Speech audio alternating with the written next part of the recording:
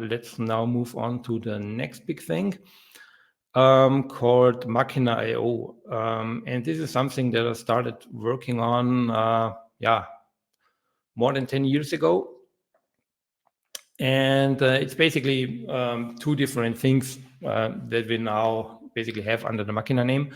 The first one is a product that we do called Machina Remote, which is basically a secure remote access solution for IoT devices.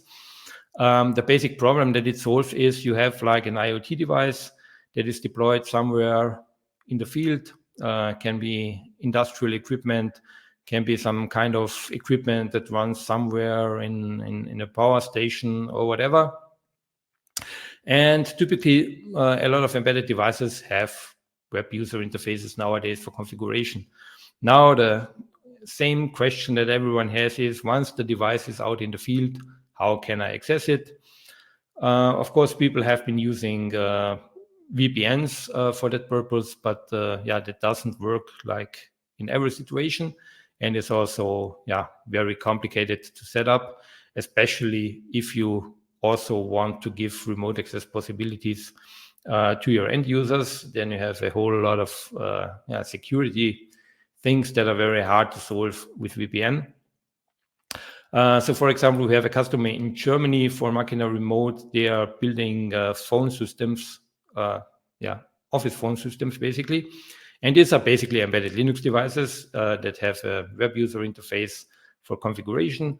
And of course, people want to manage those devices remotely. Specifically, those devices are typically set up by a service provider, which is typically a local company that sells those devices. And typically, the end user does not set up these devices. So it's typically the company sells that device, comes to the office, sets up the system, configures it, and so on. And of course, these companies want to be able to remotely access those devices at the customer side because they don't want to drive to the customer for every little problem or every little feature that the customer wants changed. So with Machina Remote, they have now set up basically a solution where they have like almost 60,000 devices connected, and there is a very fine-grained way of controlling who has access to which device. And they also have integrated this with their app. So basically, end users can use their app also to connect back home to their phone system and, for example, check the mailbox or synchronize the address book wherever they are. And the other product under the Machina name is Machina Edge, which is the product that I'm going to talk about next. Basically, Machina Edge is built on top of POCO and basically extends POCO with features for building IoT devices, specifically in industrial IoT scenarios, but also in things like mobility, like the telematic system that we nowadays have in cars.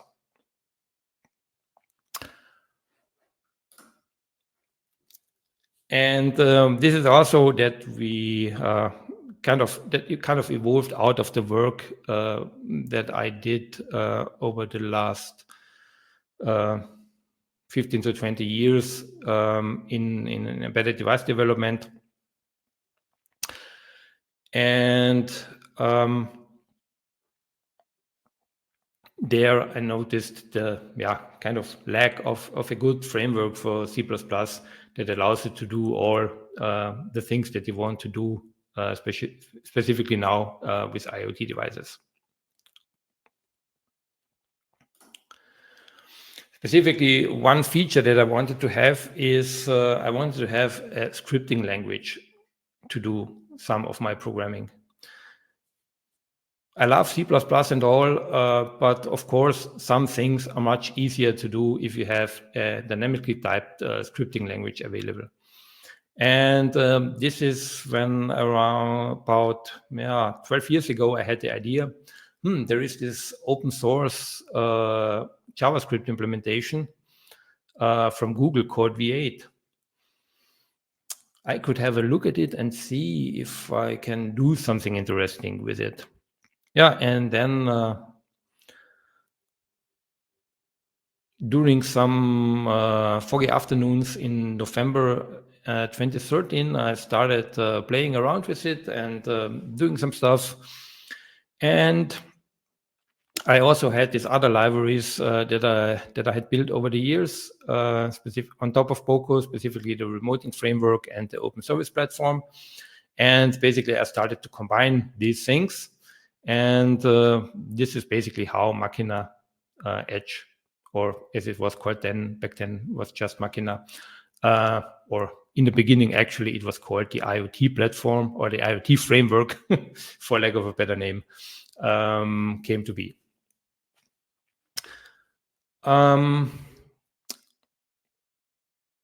Yeah, and over the last couple of years, basically, this has grown into quite a big framework. As a foundation, of course, we use the POCO libraries, plus some additional libraries that are not part of the official POCO release. Like, for example, we have a POCO serial library for talking to serial ports. We also have a POCO geo library for dealing with GPS coordinates and positioning information. And then, of course, a lot of things that we have built on top of that. The interesting thing is, if you look at the lower levels of this framework, specifically POCO, remoting, and open service platform, the same frameworks are also used for implementing our Machina Remote product, which runs typically on some kind of cloud server. And I think this tells a bit about the scalability that we have with this whole framework. So on top of that, then we have IoT-specific features. Like there are a number of things that you need in order to build an IoT system. Specifically, you need to implement certain communication protocols. Most prominent one in MQTT space is, of course, MQTT. But there are also lower-level protocols that you need to support in industrial automation environments, like Modbus or CANopen, or Step 7 for talking to Siemens PLC, also OPC UA, which is a big topic in industrial automation and so on.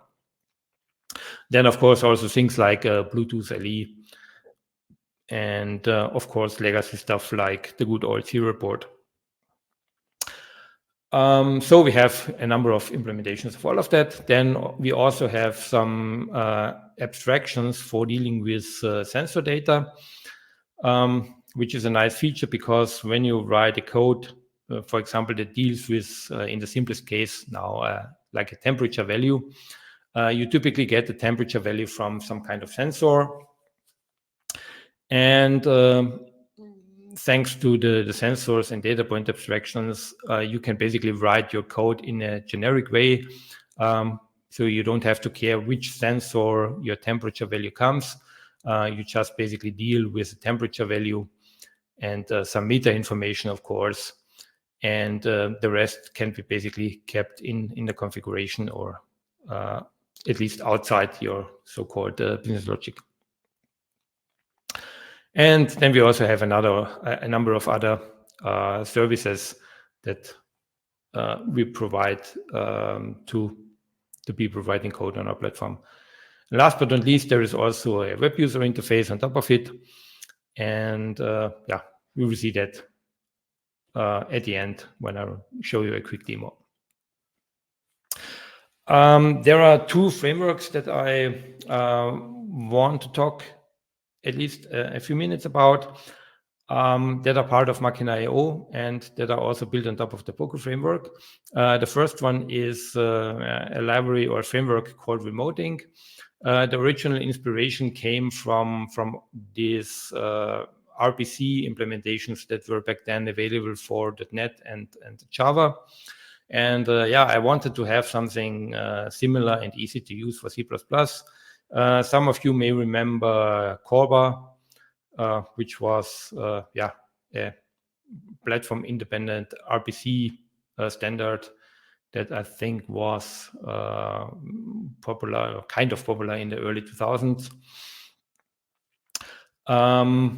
And yeah, I wanted to have something that's a bit easier to use, specifically for C++ developers. So basically the idea was, I don't want to have an external IDL. What I want to do is I want to have my C++ classes, and then, of course, due to the lack of reflection in C++, I had to find a way how to get basically the necessary information for serialization of data types and so on into the code. And the idea was basically to add some special comments to your header file. And basically the idea was, just take your C++ class, add some annotations, then we have a code generator that passes the header files, generates the necessary code for doing all the magic for network communication and so on. And then you're good to go. At least that's the idea. Of course, everyone knows that it's a very bad idea to just take an existing C++ code and make it into a remote service, because typically the way that C++ classes are built and the way interfaces for remote services are built are fundamentally different. So typically what you do in order to create a remote service is you create a clean interface for your remote service in a C++ header, and then use that basically as your interface for the remote service. The remoting features framework has a number of very nice features. For example, it supports different communication transports. So you can do over TCP sockets or Unix domain sockets using a very efficient binary serialization format. And this is a very nice feature if you have a number of C++ applications either running on the same like embedded system, for example, or distributed across the network. So you have a very efficient way to send messages between those applications. Then, of course, we support other protocols like REST. So it's also a very easy way to create a REST API in C++. You basically, again, define your endpoints in C++ headers and then let the code generator run. And then basically you have implemented the REST API that can be perfectly integrated with all the other programming languages out there that support REST APIs. And then we support a number of other communication protocols like JSON RPC and also good old SOAP, which was also one of the hot things in the early 2000s. But interestingly is still being used, not just in enterprise environments, but also, for example, if you look at network cameras, there is actually a standard for network cameras called ONVIF that basically defines a network interface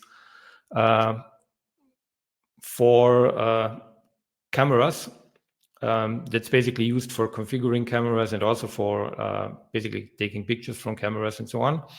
And this is based on the SOAP protocol, and at least since this year, our SOAP implementation can also talk to different network cameras. Then we also have authentication and authorization support, also in a very nice declarative ways, different ways of communication, like request response, one-way method calls, and also events. So if your server wants to send something back to the client asynchronously, it's also possible to do that. And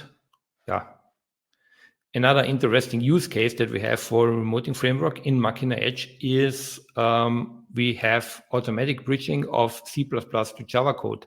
So what you can do in Machina is you can write a service in C++ using the remoting framework, and then you automatically can call this service from your JavaScript code without having to write any bridging code. So that's one of the very nice things in Machina Edge. And then the other big framework is the OSP framework, which was back then inspired by a Java technology called OSGI, but adapted for C++, but can also be used like with other programming languages, like, for example, in Machina, you can also use it with JavaScript. And the idea behind this is basically to have a dynamic model system, or if you want to call it, basically a plugin system that also covers basically deployment of bundles. So basically the idea is you have a file called a bundle, which is basically a zip file, and this file can contain code in the form of shared libraries. It can contain configuration data. It can contain, for example, things like resources for a website. It can contain scripts and basically anything else that you want to put into it. And then bundles have dependencies to other bundles. And inside the bundle, you also have a way to basically define services. And there is, of course, also a service registry so that different services can find each other. And if you combine all this together, you have a very nice way to build complex applications. And the way this is basically forces you to do the architecture is you are basically forced to think in a very interface-centric and service-specific way. And the nice side effect of this is that your code automatically, or your systems automatically become a lot more modular and a lot more maintainable.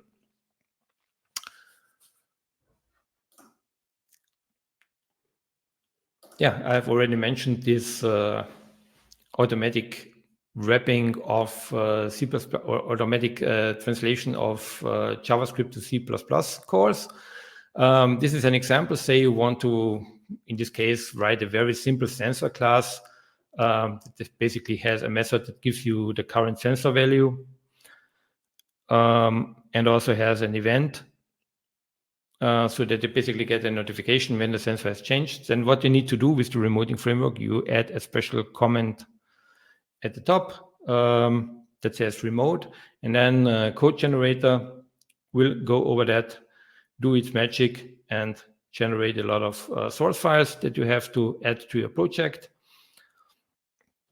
And then you can write JavaScript code like this.